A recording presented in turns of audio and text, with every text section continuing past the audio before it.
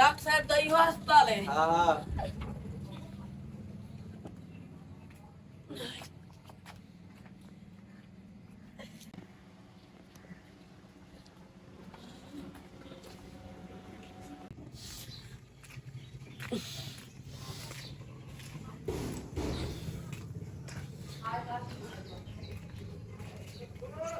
Doctor साहब पंहिंजी चौथी ॾींहुं वारे यके करूं घेन घेन थका खां त भई काबज़ नहीं पई खुलदी।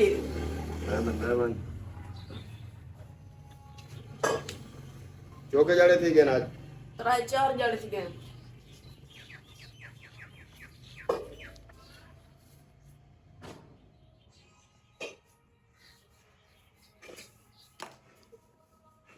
वे सुक्का टुकर कंदी क्या करे नहीं है ना खरे ता कंदी कशा है ना खाली पापड़ खंदा भों कंदी पापड़। अच्छा उठी गण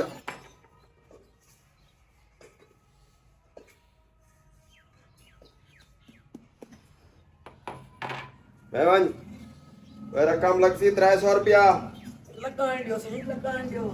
एक माने ना पे एक पूड़े ठीक है ना अगर एक घंटे दे विच दू जुलाब आ वजन तवल तोड़ा हक कहना रखे सा डॉक्टर साहब तुसा ओ की है एक तो आप चढ़े सा एक आप चढ़ रखे सा